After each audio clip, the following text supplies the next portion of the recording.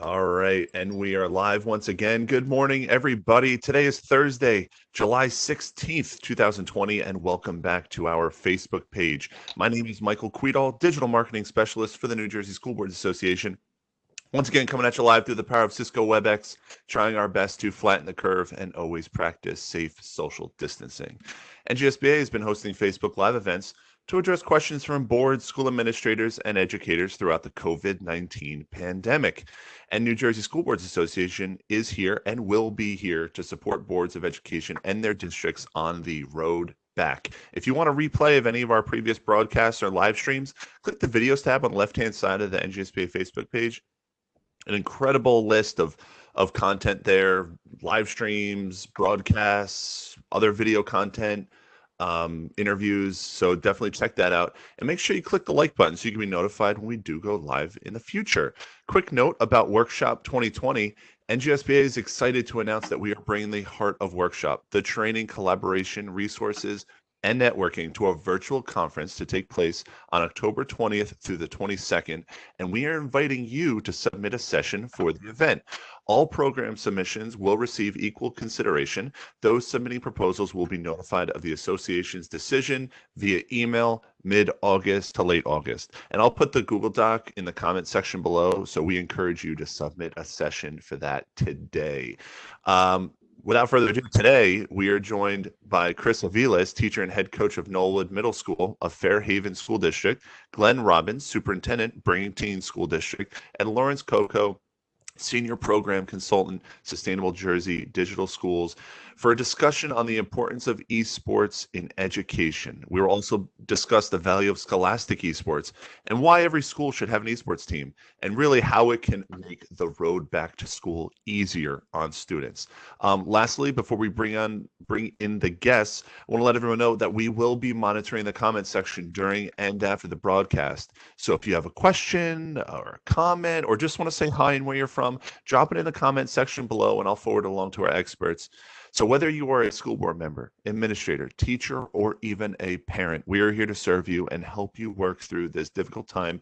And finally, as always, I said on every single live broadcast, all the live streams, and it's the most important. I hope everyone and their families are healthy and are doing okay during this difficult time.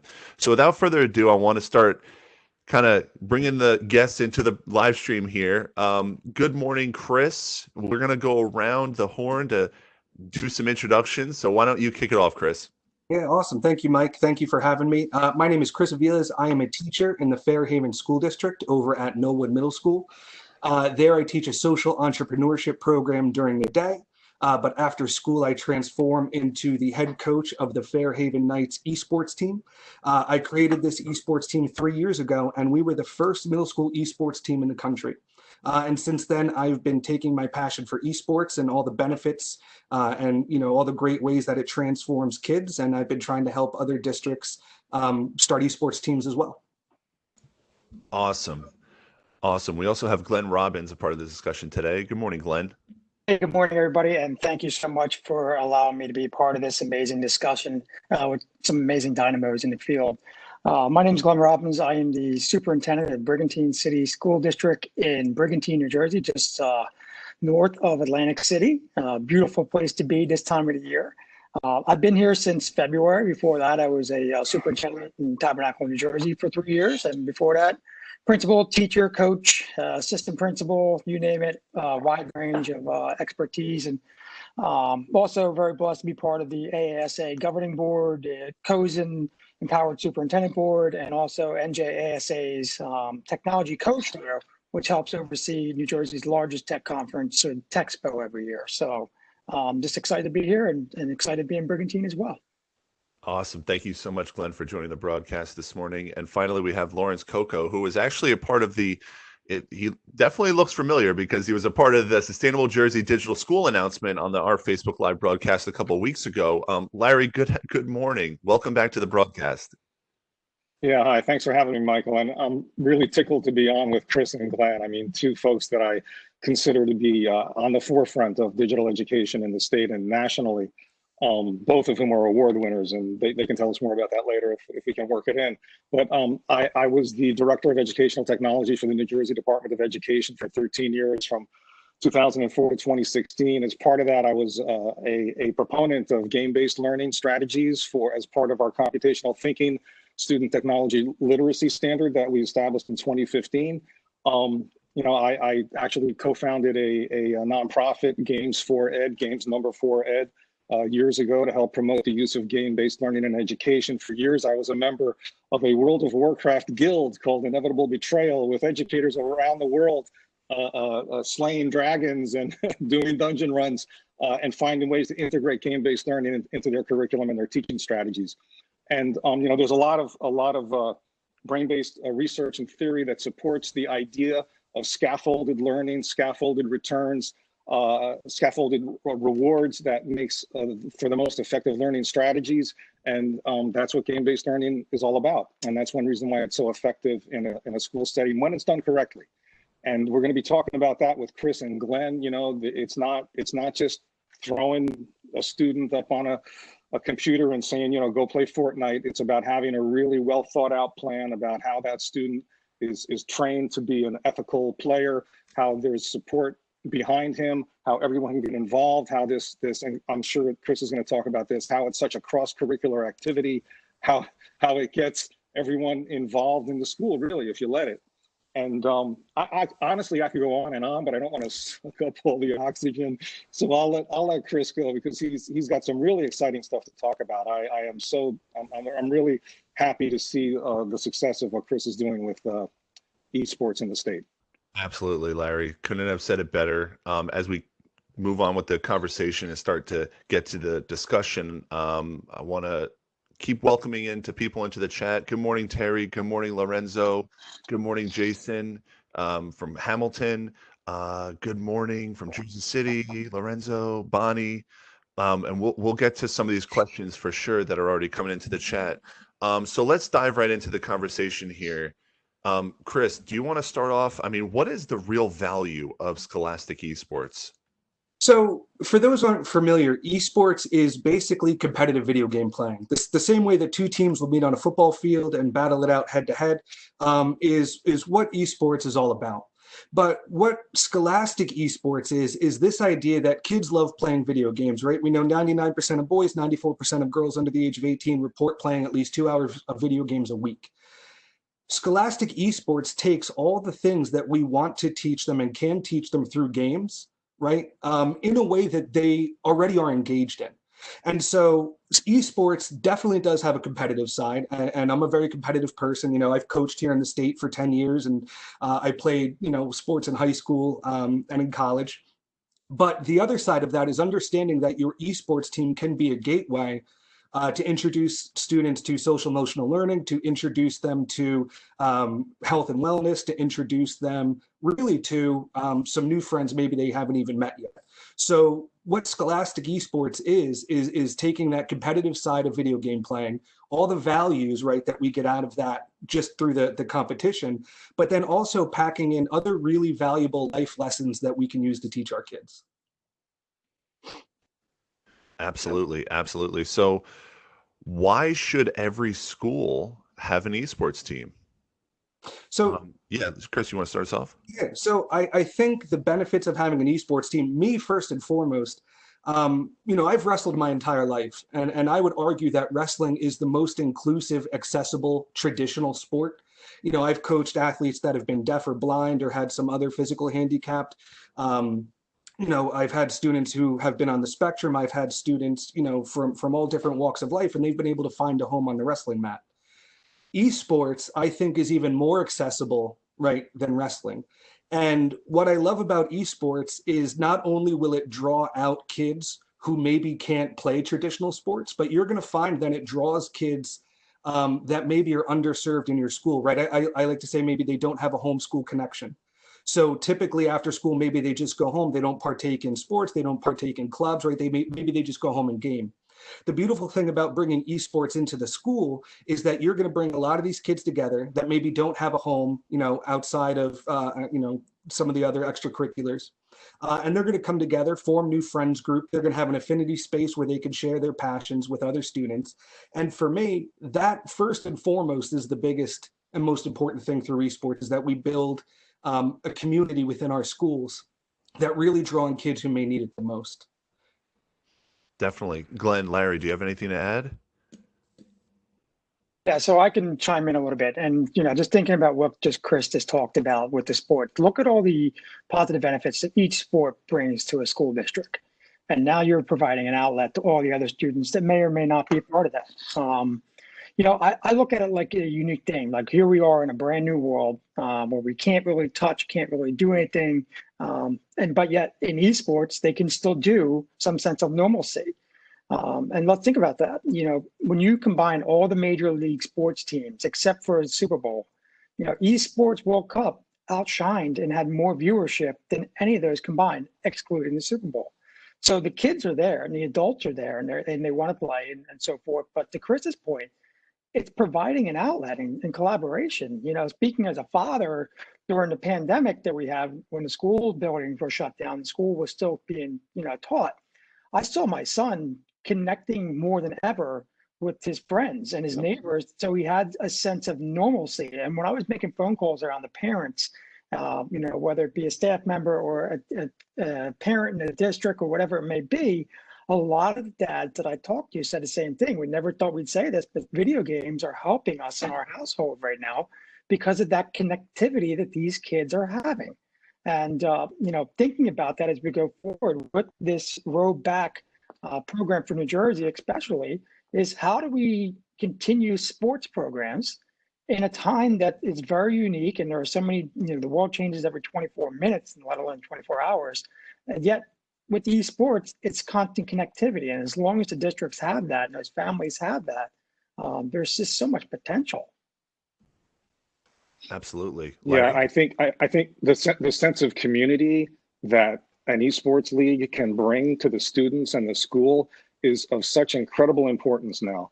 When you look at all of the reports and the studies about how our students are suffering mentally, and that they've lost that sense of connectivity, they don't feel like they belong to a community anymore. This is not going to take the place of face-to-face, but it's a wonderful way to not only reach those students who typically aren't involved in the community at the school in person, who go home and game, as was mentioned before, but it's a way to bring everyone together so that you can still have that connection. It's such an important part of the mental and social emotional health of our students and our teachers and our instructors, in order to keep them connected, to give them a goal, to give them a sense of purpose, to build a team around the effort. When you're dealing with an esports team and an esports league, you can you get all kinds of different folks involved, graphic designers from the art department. You need, if you're doing a live event, a tournament, you need what they call a caster, an esports sportscaster, and that can be from the journalism folks. And there's a most of the programs I've looked at from the college level on down, most of my experience until now has been at the college level, has been that they'll establish a set of standards where it's not a right, it's a privilege for these students to be part of the team. And they have to have a certain grade point average. They have to promise that they're going to do a certain amount of physical exercise, so they don't atrophy in any way or suffer any ill medical effects from staring at a screen for hours on a time. There's mandated breaks. It's a wonderful way to invoke and enforce and train the students in being part of a team and part of a community. Definitely. And I want to follow up a little bit about what Glenn said before. As a superintendent, Glenn, and with the challenges that come with being a superintendent, why do you think that schools should have an esports team? And like you said, do you think having an esports team makes the transition back to school, whatever that looks like come September, easier? Well, just like I said, thinking out from a father lens, I think it's going to help my son transition easier because he's had that connectivity. It's not like he went off the grid and hasn't talked to anybody for the last 4 months or 5 months. So I think that truly helps. And Right now, superintendents across the country are racing radically with their communities to try to figure out what's the best way and what's the best opportunity for schooling and what that's going to look like physically. We know we can do it virtually, but what's it going to look like physically? So that's a lot on the minds of superintendents right now. But like these gentlemen talked about, the SEL aspect of it, knowing that they have connectivity, knowing that there can be some type of normalcy, that there can be some kind of team play, because you look at the actual other sports that are out on the fields, they're being postponed back till later months. And some are, in the collegiate levels are saying they're not going to play until at least the spring. And I think that's the beauty with these sports. They can play whenever, however, and put these teams together. And like Chris said, when you have a coach that's leading them and taking them through the proper procedures and processes, and then to Larry's aspect, talking about all the other various avenues that come with that. It's just so many exponential opportunities for these kids to have in this new world. I think back to when I took my son to a Sixers game in December. There was an esports arena set up inside the Sixer Stadium, and they're obviously building one right now near the Sixer Stadium, but exclusively by itself. But my son and I went there during halftime, and he got to play for a little while. But you got to see and talking to the individuals what it took to set up, what it took to market, what it takes for professional gamers, what they're doing, at home. And I know it sounds unique to some people to hear professional gamers, but you got to think some of these kids and some of these adults are making multi-millions of dollars, through sponsorships and marketing and so forth and actual gameplay. But like I said, the connectivity allows things to transform easier instead of everybody coming back stone all the way. I often talk to friends about this. I said, imagine if this would have happened 15, 20 years ago, 30 years ago. They would not have had those connectivities for the most part that they have now. All it takes is a simple microphone to talk to somebody. And then from there, the coach can help set up guidelines that Chris and Larry talk about more. So I just see so many positive benefits to that. And I know there's always like, well, what if this happens? Or what if that happens? The same thing can happen every day in any other aspect of life. It's just all about the policies and procedures that the coaches and the administrators work together for a team. Absolutely. Larry, you want Michael, to add? if I could, Yeah, if I could jump in for a second, you could see me, right? but talking about all of the different support roles, this is a multi-billion-dollar industry that is just exploding. I believe it's the fastest growing industry on the planet right now. I was at a conference at Lackawanna State College in Pennsylvania. They have an esports program. They give scholarships. And the presenter said that for every high-level esports player professionally in the country, there are 24 support personnel behind him. That's 24 jobs, most of them high paying. It's the caster, it's tech support, it's marketing, it's business plans, it's graphic design, it's a physical trainer. This is an incredible career opportunity for kids to make good money in something that they love. And to build that community and that team mentality and those capabilities while you're in middle school and high school, I mean, colleges in New Jersey and across the country are gearing up for this wave. Stockton University has a great program. Rowan was supposed to finish building this spring $1 million esports arena in Glassboro. Rutgers University has a huge esports program. So if we're talking about preparing students for college and career, esports is not just a game. This is part of life right now, part of going forward. It's part of a huge worldwide growing economic enterprise that if we don't prepare our students to take advantage of that, we're not giving them the opportunities that they would otherwise have to be part of this growing field and high-paying careers. a ton of great points. Thank you all. I mean, I want to get to a couple questions in the chat right now. I guess you can kind of say it's like an elephant in the room almost.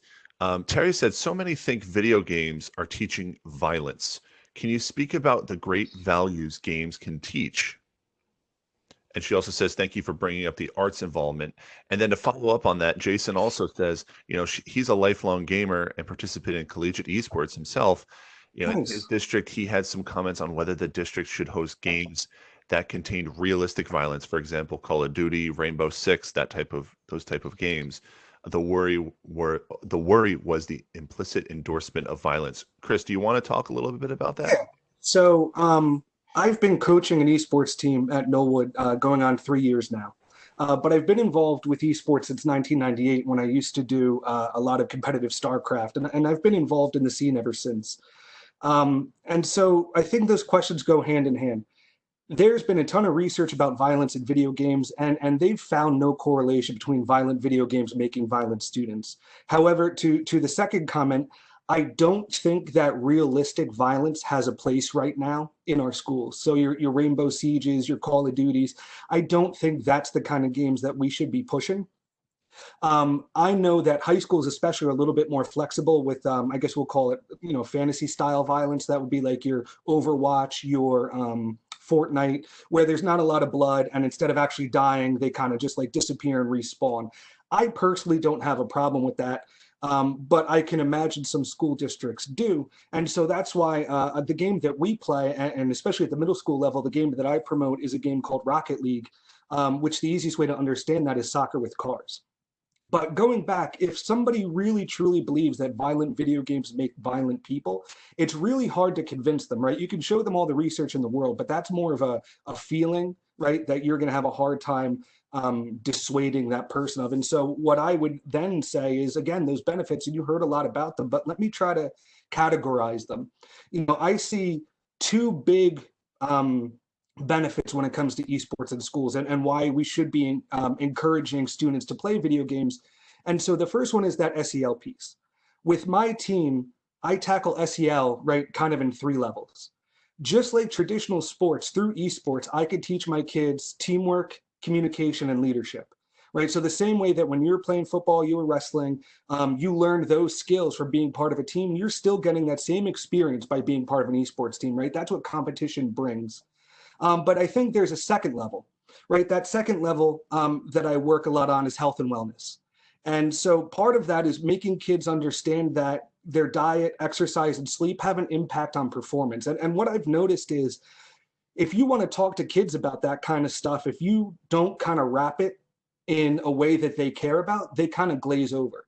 And so when I talk to my kids, I talk about peak performance. If we're not having a good day, in practice, or we didn't play well in the match, are you operating at peak performance? How much sleep did you get last night? What did you eat for breakfast? Oh, you didn't have breakfast. Oh, and then you had, a Monster Energy drink for lunch. How do you think that affected you? Right? So, working in stretching and mindfulness activities, both before a match, after a match, and even when kids get frustrated, right? So, because another big thing when we talk about SEL and kind of like that health and wellness aspect is dealing with, right, when we get frustrated in a game, when things aren't going our way, right? How do we work through that? And so making that part of what esports can teach kids, just like when I coached, football, wrestling, and track. Kids, when, get off the mat and throw their headgear, and then you address those issues. We want to make sure, right, that kids are learning just as much playing esports as they might be during traditional sports. So a good esports program works in diet, sleep, and exercise, works in, talking about how to, I guess we would call it, tilting or raging, getting angry when you play a video game, right? So, on my team, we use kind of like a green light, yellow light, red light. Green light, you can keep playing. Yellow light, you need to maybe go take a break, take a breath, take a round off. Red light, you probably need to be done for the day, right? And so addressing all those issues that maybe parents have seen at home, if you have a kid and he's at home screaming into the headset and getting frustrated and throwing his controller, right? Those are things that we can address through an esports team, a scholastic esports team. And the other side of that, right, that third level of SEL, is really important to me, and that's tackling digital culture, right? I think that a lot of times we kind of release kids on the internet, and parents don't fully understand what's out there. And so sometimes games and gaming gets a bad rap just because there's a certain subculture, a certain set of people that are considered toxic, right? And those are the ones that may make homophobic or racist or misogynistic statements, right? By bringing esports into the school, gaming into the schools, we can model appropriate behavior for our students. If a student were to say something like, oh, you play like a girl, or that's gay, right? Having a coach in the room, we can address those issues. We can address those microaggressions, and we can deprogram that, especially if we start them young. So that way we're building an inclusive, diverse culture around gaming. So I think from the SEL standpoint with esports, you're getting the traditional values of teamwork, leadership, communication type of skills. You have the opportunity to teach health and wellness, right? You can teach time and place. Homework comes first. Screen time and delayed gratification and knowing when's okay to play and when it's time to wrap it up. But then we can also build a inclusive culture around gaming that sometimes, isn't all that inclusive. And on the other side of that, some of the stuff that you've heard from Larry and Glenn, but I want to address a little bit more specifically, a good esports program wraps up career technical education into it. So you heard Larry and Glenn talking about how esports can be really cross-curricular within schools and the fact that it leads to a lot of careers after school. And so one of the things I think is super important to understand is a good esports team isn't just about the kids playing the game. You want to have kids on your team, right, that also fill roles. I have 18 kids on my team that are there just to play the game, but they also have other roles. And I have some kids on my team that aren't even necessarily there to play. I have a dedicated team journalist. I have a dedicated team podcaster. The kids run the social media accounts. They do all the marketing to make the flyers. My kids fill out the forms that have to go to the superintendent to rent the space, because anytime we play a match, right, all the parents come into our library and they watch us play. So there's a whole lot, because like Larry said, this is the fastest growing industry in the world. And if we're serious about getting kids in STEM jobs, this esports ecosystem, right, Larry said, has 24 jobs for every professional player. We need to be serious about esports, and what better way to give kids CTE training than letting them get hands-on, right? I know that my kids, they don't want a 30-minute PowerPoint about what marketing is and what marketing career is. But when I tell them that we have to promote the event and they have to run the social media and they have to make the flyers and, they have to send emails to the newspapers to get reporters to come and cover the event, that's hands-on real experience that is transferable to high school, college, and beyond. And I think the other part is making clear that esports can help students follow their passion for gaming all the way into the workforce. My team has a really great relationship with Rutgers. And so students that I've graduated from my middle school went to our regional high school, started an esports team there, have a great relationship with the kids at Rutgers, so they know they can play esports at Rutgers, and then follow their passion into a career after that. Or a lot of people don't even know that the military, right? Three of the 5 branches of the military have an esports team. So you could join the military, you could join the Army, go into one of their 150 vocations, whether you play for the actual Army esports team, or recently I joined the Discord, which is a communications app for the Army, where they're hosting leagues, on basis for soldiers. So when they're not at work, they can go and play, with other servicemen and women from the military, maybe then to college or into a career. So there's a lot of upward mobility with esports, whether it's a career that they go into or it's something that just motivates them to choose a path after high school. And I think those are 2 big areas and 2 big benefits of esports that have nothing to do with the game, right? You're really bringing in a lot of kids from a lot of different areas of your school. You're getting together in affinity spaces. They're going to form new friends groups. And I think there's a lot of value in that goes beyond just playing that game. Absolutely. And I want to read a comment from the chat to kind of wrap up this part of the discussion. Jason says, important career bit. It is not just playing games. There are esport lawyers, media production, event planning, talent representation, marketing, and etc. And I mean, this conversation, the list goes on. 20, what was that, Chris? 24 other people per pro player? Per professional esports player, there are 24 careers behind that person that support their ability to be a professional.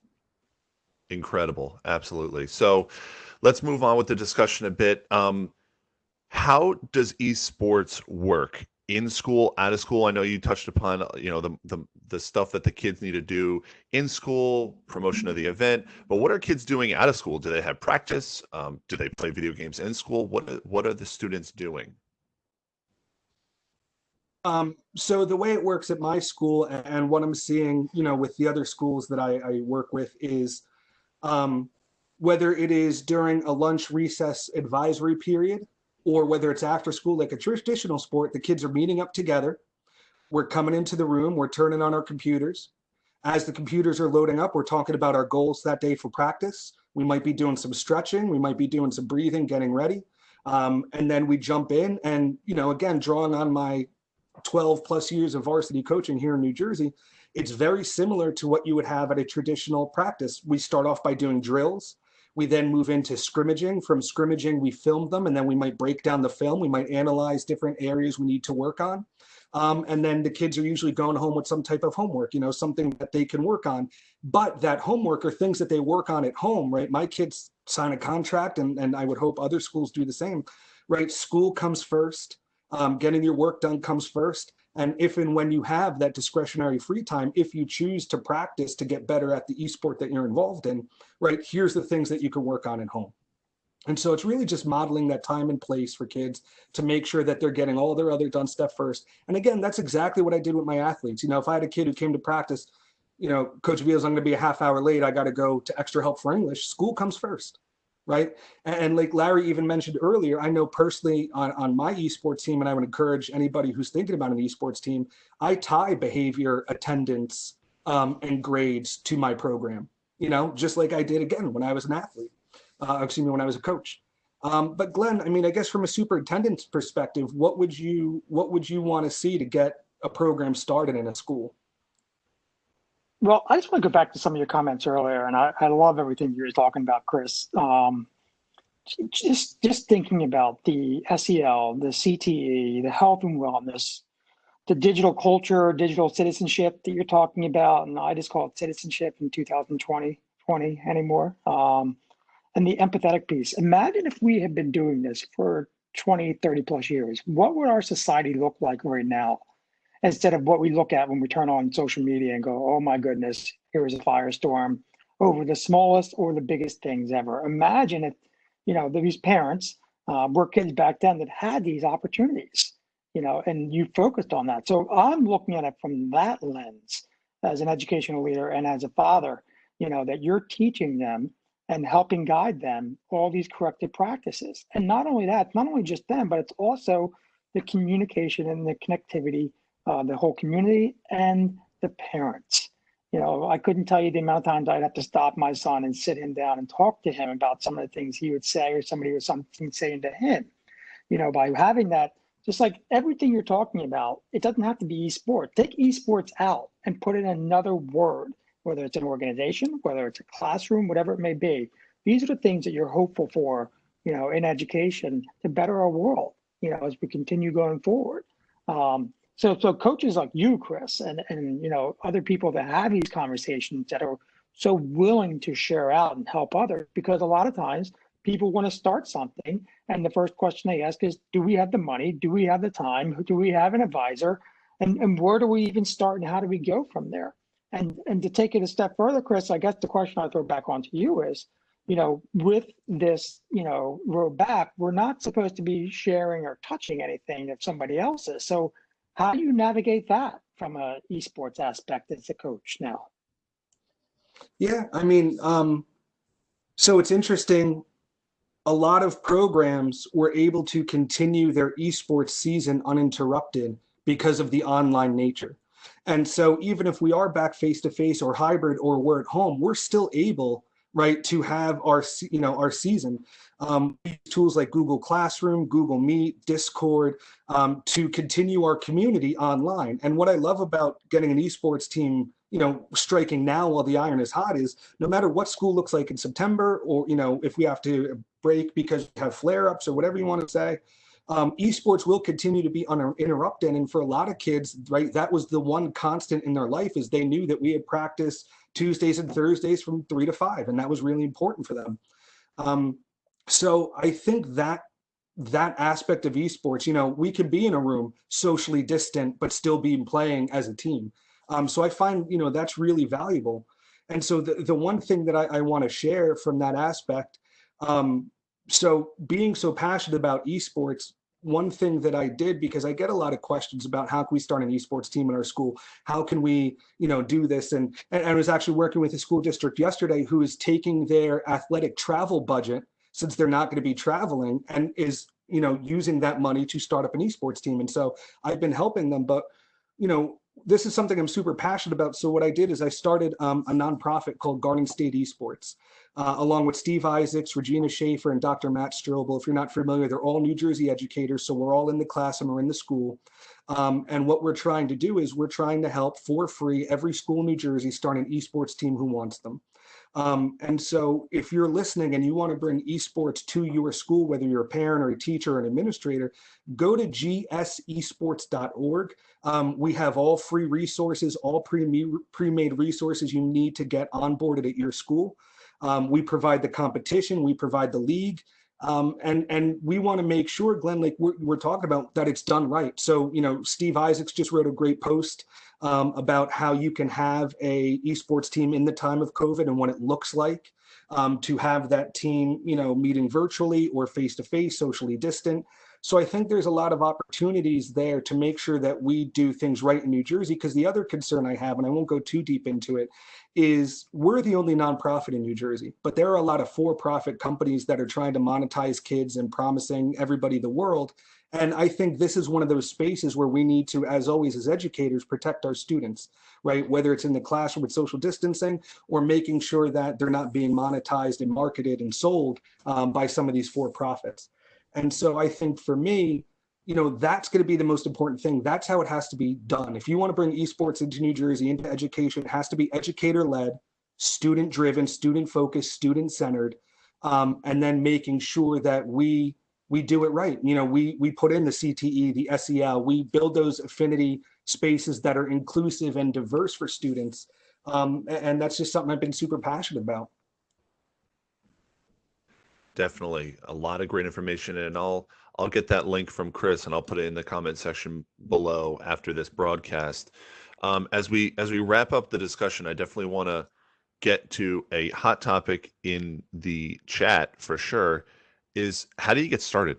I know you wanted to share that landing page and that website, but if a group of students or teachers or parents wanted to create their own esports team in their school, what are the first couple steps that they need to take to get that off the ground and running? So I think the first thing you're going to need to do is you need to get buy-in from your stakeholders, right? People like Glenn, so your superintendents, your principals, your board of ed.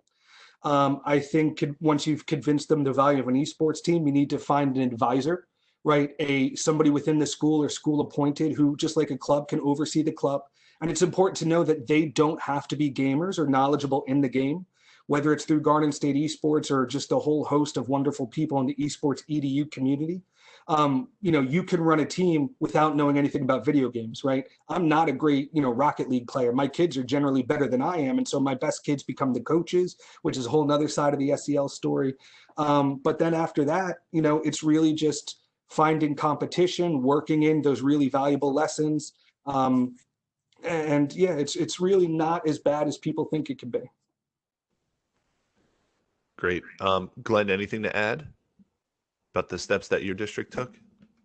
Well, like I said, I started in February. We don't have one, and that's obviously been one of the big things that I'd like to bring into this. So, to Chris's point, I did look at his page that he shared out about the Garden States, and it's extensive and it's quite easy to follow through. So I'm gonna, talking to our director of curriculum, and we've also have a connection, like they mentioned earlier, with Stockton University, because it's right down the street. So we're gonna hopefully team up with them. But like I mentioned earlier, there are just so many positive benefits to this in our new world that we are now, even before COVID.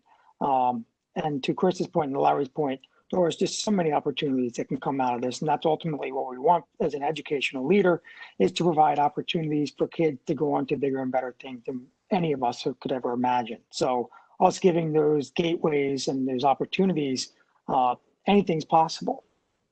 Definitely. Larry, anything else? Final thoughts? Well, just real quickly, I mean, if there's any trepidation or hesitation about forming an esports team, start small, do a pilot program. And if you do it right, the success will drive you going forward. And just one last thought I wanted to throw out there. What got me involved in game-based learning and esports, I don't know, maybe 2012, 2013, is I started reading a book by Dr. John Seely Brown called The New Culture of Learning. And And he was talking about how, game-based learning is so effective in modern education.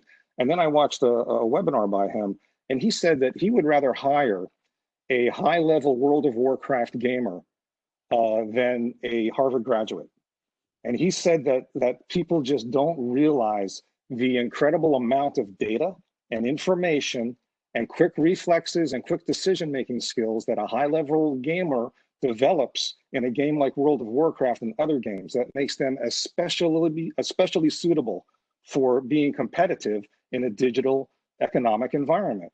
So that really got me thinking, and that's what drove me to start integrating game-based learning theory and practice. I mean, the research is there, folks. It works.